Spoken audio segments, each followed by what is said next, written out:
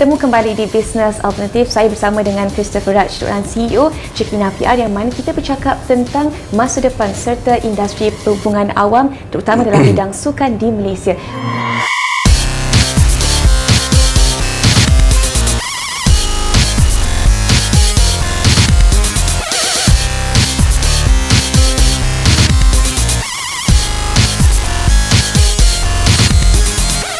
So what are the challenges that you guys usually face?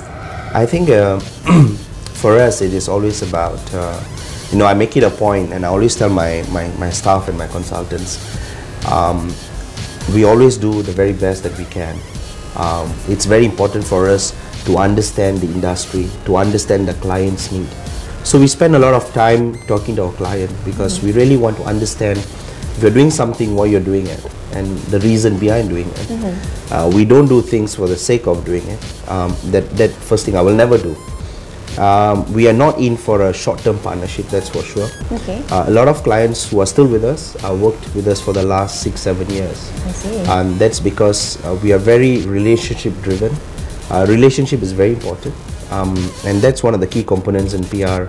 It is just not about the dollars and cents. I always tell people, tomorrow if you terminate our services, when I see you by the roadside, we should at least have a cup of coffee. Yes. So I'm very relationship driven.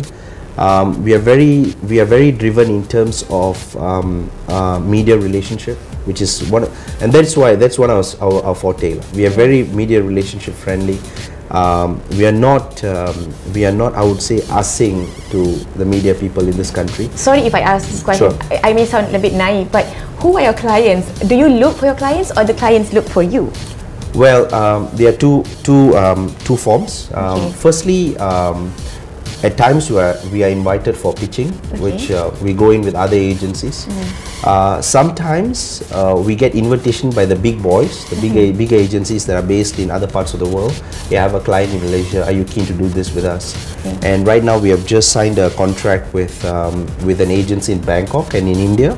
So we are expanding. We are looking at Southeast Asia as well. We have done work from just not football, from sports.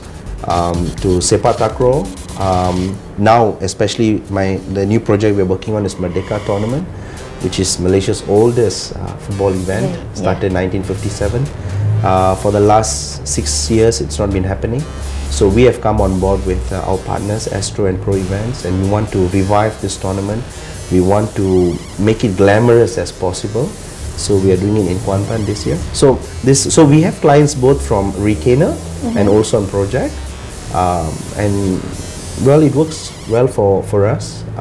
I truly believe that once you've done a good job, people will look for you. People will know in the industry who can get it done. Yes. And so far, a lot of times that we have come is through recommendations. I've never really gone out and pitched for a job. I've never so far. In the last 4 years, I've never done pitching. Well, your company should have been proud. Yeah, I mean, I always say that it's important to remain humble, because it's a very competitive business. It's important to stay really solidly in your foundation. Never forget where you came from. I think that's, and I always tell my staff, you're only as good as your last run yesterday, because today is a brand new day. And someone's very close to me once told me the same thing. Yeah, it's actually a quote from all journalists lah. All right, okay. Raj, when you mentioned about Jerry Maguire and stuff like, and PR is not just about handling events, but sometimes when it comes to critical situations, that's where you guys come in hand. Do you guys have ever encountered such events where you guys have to, and to what extent is your intervention? In all my years, 15 years in the industry, I've never come across a 100% perfect event. You could have done 98%, you could have done 99.9%, but there is no such thing as 100%. Even in the World Cup, people make mistakes. Even in a world concert, mistake takes place. Even if it's a small 0.1, it is still a mistake, or an error, people might say. So we really, every event, like when we're doing the Chelsea tour, we had a crisis plan in place in case something were to happen. Let's say certain media quarters were not happy about certain things. How do we approach it? So there is a plan in place. We spend a lot of time preparing these manuals. and also briefing the staff, so everybody in the office is fully aware how do you execute this plan. But so far, I must say, in the last 5 years, we never really had a crisis at this point in time. Maybe we have stopped certain quarters from becoming a crisis. That means, you know, like I always say, in football especially, we always use the term defending is an art of attacking as well. So at times we attack quite well, at times we need to defend very well. So I guess those times we have defended quite well, and instead of moving to getting a goal scored. Right, impressive. Right, last but not least, what is your hope for the future of public relations in sports industry? I would definitely. I mean, right now we are thinking of organizing an Asian summit for international conference for sports PR, sports practitioners.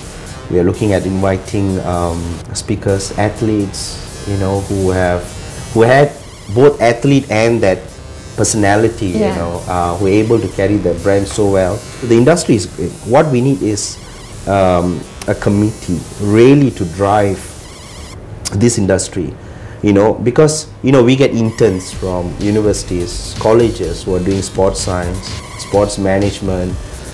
Every year I get 5-6 interns coming through the system, and I'm happy to train them. I'm happy to share with them. I'm happy to train them. But we need to create a platform for these students, especially because what do you do next? So, you know, so we are in discussion with relevant parties, trying to create a platform to use these people and give them the necessary exposure and try to get them a relevant job, you know, in the industry that you're practicing. Belas dari itu saja masa yang kita ada di Bisnes Alternatif. Sebelum saya Aida kata kita lihat dalam berikut ini.